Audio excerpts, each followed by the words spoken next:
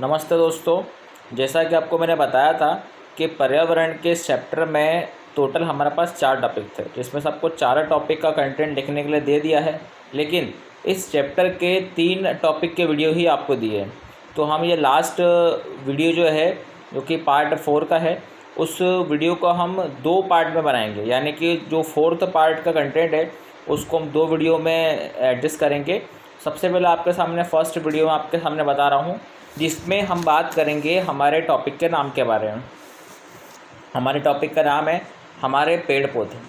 तो मनुष्य की जो प्रजाति होती है और पेड़ पौधे एक दूसरे पर निर्भर करते हैं, पर मनुष्य अपने निजी स्वार्थ के कारण इनका दोहन करता जा रहा है, इनका उपयोग करता जा रहा है, जिसका दूरगामी प्रभाव मतलब आने वाले समय प्रभाव इस मानव प्रजाति पर ही पड़ेगा।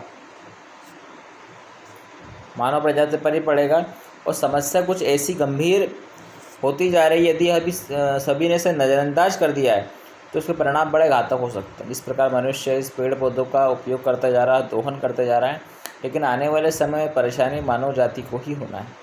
तो वन एवं वन्य जीव संसाधन की बात करेंगे, forest and wild life resources की बात करेंगे।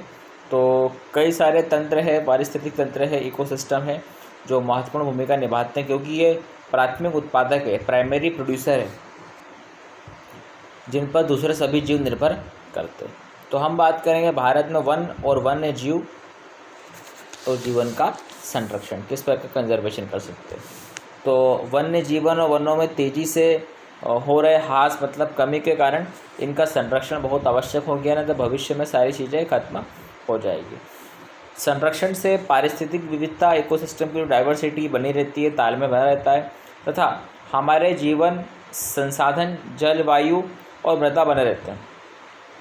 इस प्रकार हमने प्रदूषण की बात भी कही थी पहले। ये विभिन्न जातियों में बेहतर जनन के लिए वनस्पति और पशुओं में जीन्स, जो जीन्स होते हैं उसमें विविधता को संरक्षित करती है। आपको पता है कि जैसे हमारे इसमें क्रोमोसोम जो होते हैं, क्रोमोसोम पर जीन अटैच होते हैं। मानव में 46 क्रोमोसोम होते हैं, क्योंकि 23 जोड़ो 23 पेयर के फॉर्म में रहते हैं। तो ये जीन्स को भी संरक्षित करते हैं। जीन संरक्षित रहेंगे तो क्रोमोसोम यानी कि गुणसूत्र संरक्षित रहेंगे। उसके बाद बात करते हैं भारतीय वन्य जीवन रक्षण अधिनियम 1972 में जो था, उस पर लागू किया गया है कि जिसपे वन्य जीवों के आवास, हैबिटेट, जहाँ पर वो रहते हैं, रक्षण के अनेक प्रावधान हैं। उनके रक्षा कई प्रकार से कर सकते हैं, इससे कई सारे प्रावधान हैं। सारे भारत में रक्षित जातियों की सूची प्रकाशित की गई। इस कार्यक्रम के तहत बची हुई संकटग्रस्त जातियों के बचाव पर, शिकार प्रतिबंधन पर, वन्य जीव आवासों का कानूनी रक्षण और जंगली जीवों के व्यापार पर रोक लगाने आदि पर प्रबल जोर दिया गया। इसके पहले वाले टॉपिक में हमने बात करी थी IUCN की रेड डेटा बुक की बात करी थी, संकटग्रस्त पादप और वनस्पति और जीवों की जाति प्रजातियों के बारे में बात करी थी हमने। उसके बाद केंद्रीय सरकार के राज्य सरकारों ने राष्ट्रीय उद्यान, नेशनल पार्क और वन्य जीव पशु विहार, सेंचुरी स्थापित किए। केंद्रीय सरकार ने कई परियोजना की भी घोषणा की, कई सारे प्रोजेक्ट की घोषणा की, जिनका उद्देश्य गंभीर खतरे में पड़े कुछ विशेष वन्य प्राणियों को रक्षण प्रदान करना था। मतलब ऐसे वन्य प्राणियों को रक्षण प्रदान करना था जो धीरे धीरे विलुप्त होते जा रहे, खत्म होते जा रहे, जिनकी डेथ होती जा रही है। इन प्राणियों में बाघ, एक सींग वाला गैंडा, कश्मीरी हिरण तथा हंगुल, 3 प्रकार के मगरमच्छ, स्वच्छ जल मगरमच्छ, लवणीय जल मगरमच्छ और घड़ियाल, एशियाई शेर और अन्य कई प्रकार के प्राणी शामिल थे। कुछ समय पहले भारतीय हाथी, काला हिरण, चिंकारा जो राजस्थान का जो राष्ट्रीय पशु है, भारतीय घोड़ावन, बस्टर्ड और हिम तेंदुए आदि के शिकार और व्यापार पर संपूर्ण और आंशिक प्रतिबंध लगाकर कानूनी रक्षण किया। मतलब उन्होंने कानूनी धाराएं बना दी है ताकि इनका जो शिकार करता है, इनको जो मारता है, उस पर वन्य जीव प्राणी अधिनियम के तहत कार्रवाई की जाएगी। तो शुल्मान यह कहते हैं कि भारत में 10% वन्य वनस्पति जात और 20% स्तनधारियों के लुप्त होने का खतरा, एक अनुमान है। इनमें से कई उपजातियां तो नाजुक अवस्था में जो विलुप्त होने वाली है, विलुप्त हो गई है और लुप्त होने का कगार पर। इनमें चीता, गुलाबी सिर वाली बदक, पहाड़ी कोयल और जंगली चित्तीदार उल्लू और मधुका इंसिग्निस महुआ की जंगली किस्म जो होती है वो, और हुब्रिडिया हैप्टिन्यूरन घास की प्रजाति होती है, जैसे पौधे शामिल है। मतलब पौधों के साथ साथ वन्य जीव भी इससे प्रभावित है। उसके बाद भारत में बड़े प्राणियों में से स्तनधारियों के 79 जातियाँ, पक्षियों की 44 जातियाँ, सरीसृप जो रेप्टाइल जो रेंकर चलते हैं सांपों की जो है 15 प्रजातियाँ, और जल स्थल चरों जो पानी में रहते हैं उनकी 3 प्रजातियाँ लुप्त होने की प्राकृतिक दर से 50 से 100 गुना ज़्यादा है। जितने नेचुरल दर से 50 से 100 गुना उसमें जाता है। अब हम बात करेंगे लुप्त होते वन। कुछ वन भी ऐसे हैं जो धीरे धीरे लुप्त होते चले जा रहे हैं। भारत में जिस पैमाने पर वन कटाई हो रही है, डिफॉरेस्टेशन हो रहा है, वो विचलित कर देने वाली बात है। देश में वन आवरण के अंतर्गत अनुमानित 6,37,293 वर्ग किलोमीटर क्षेत्र है। यह देश के कुल भौगोलिक क्षेत्रफल का 19.39% हिस्सा है। इसमें सघन वन भी आता है 11.48%, खुला वन भी आता है 7.76%, और मैंग्रोव जो है वो 0.15%, ताकि काफ़ी कम है। स्टेट ऑफ फॉरेस्ट रिपोर्ट 1999 के अकॉर्डिंग बात करें तो 1997 से सघन वनों एवं वृक्षारोपण में अंतर नहीं करती है।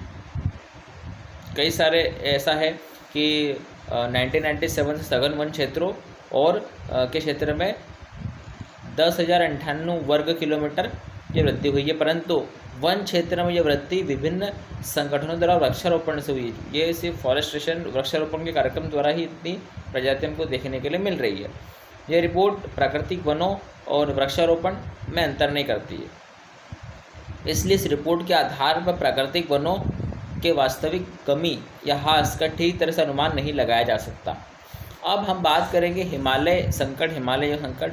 तो हिमालयन यव जो होता है चीड़ की तरह सदाबहार एवरग्रीन वृक्ष होता है, एक औषधि पौधा है, मेडिसिनल प्लांट है, जो हिमाचल प्रदेश और अरुणाचल प्रदेश जो कि पहाड़ी वाले एरिया है के क्षेत्रों में पाया जाता है। पेड़ों की छाल बार्क जो होती है, पत्तियाँ, टहनियों और जड़ों से टक्सोल जंगवस नामक एक केमिकल निकाला जाता है, रसायन निकाला जाता है, और इससे कुछ कैंसर रोगों के उपचार के लिए प्रयोग किया जाता है। इससे बनाई गई दवाई विश्व में सबसे अधिक बिकने वाली कैंसर औषधि है, और इसके अत्याधुनिक निष्कासन से वनस्पति जातियों को खतरा पैदा हो गया। पिछले एक दशक में हिमाचल प्रदेश और अरुणाचल प्रदेश में प्रदेश के विभिन्न क्षेत्रों में योग के हजारों पेड़ सूख गए हैं। औषधि बनाने में काम में ले लिया गया इनको। हम बात करेंगे भारत में वन और वन्य जीवों का संरक्षण। तो वन्य जीवन और वनों में तेज गति से हो रही कमी का कारण इनका संरक्षण बहुत आवश्यक हो गया है। ये सारी बातें हमने अभी देखी है, जो वही की वही पूरी रिपीट हो गई है। उसके बाद हम बात करेंगे भारत में पर्यावरण संरक्षण के लिए किए गए प्रयास।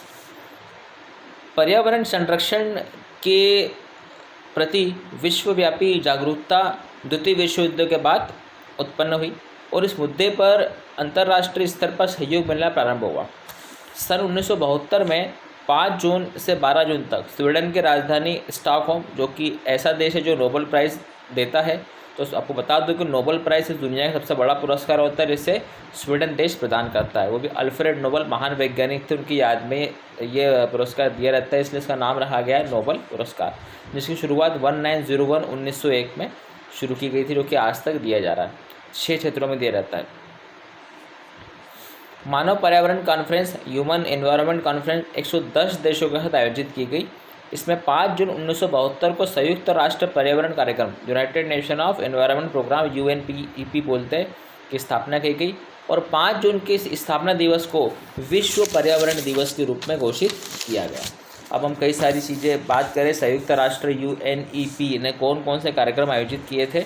तो पहला हम बात करेंगे रियो सम्मेलन आयोजित किया था। हम जितने भी बात करेंगे सम्मेलनों की या ऑर्गेनाइजेशन के सीधे पर्यावरण से संबंधित होकर, हम बात करें रियो सम्मेलन की, तो 3 जून से 13 जून 1992 तक, आज से 28 साल पहले, विश्व के 120 राष्ट्रों का एक सम्मेलन हुआ, जिससे पर्यावरण एवं विकास पर संयुक्त राष्ट्र सम्मेलन एवं या रियो सम्मेलन का नाम दिया गया। इस सम्मेलन में तीसरी दुनिया के देशों की समृद्ध जैव संपदा के संरक्षण के लिए समझौता किया गया, एग्रीमेंट किया गया, जिसमें विकसित देशों द्वारा विकासशील देशों की जैव संपदा के संरक्षण के लिए पर्याप्त पूंजी, कैपिटल एवं तकनीक प्रदान करने का प्रावधान रखा गया। जो देश विकसित है उनके द्वारा, जो देश विकासशील है, विकसित नहीं है, उनके लिए पर्याप्त पूंजी इनकी व्यवस्था की गई, टेक्निकल प्रौद्योगिकी टेक्नोलॉजी की व्यवस्था की गई। इसके अलावा सन 2005 तक बात करें ग्रीन हाउस गैस, जिसके बारे में हम देखा था हमने, कार्बन डाइऑक्साइड और मीथेन आदि के उत्सर्जन में 20% कटौती का प्रस्ताव पारित किया गया कि जितना इनका उपयोग हो रहा है उसका 20% कम उपयोग होना चाहिए। अब रियो सम्मेलन में यह भी निर्णय लिया गया है कि पर्यावरण को स्वच्छ रखने तथा उसके संरक्षण को होने वाले व्यय का अधिकांश हिस्सा विश्व के वही राष्ट्र उठाएंगे जो पर्यावरण की क्षति के लिए अधिक उत्तरदायी है। कहने का मतलब ये है कि जिन देशों में पर्यावरण को ज़्यादा नुकसान पहुंच रहा है, पेड़ पौधों की कटाई या पेड़ पौधों को नुकसान ज़्यादा पहुंच रहा है, वही देश इसकी अधिकतर भरपाई करेंगे। रियो सम्मेलन के कार्यवाही कार्यक्रम को एजेंडा 21 नाम भी दिया गया, इस चीज़ को हम ध्यान रखेंगे। उसके बाद हम बात करेंगे अर्थ+5 की। अर्थ+5 क्या होता है?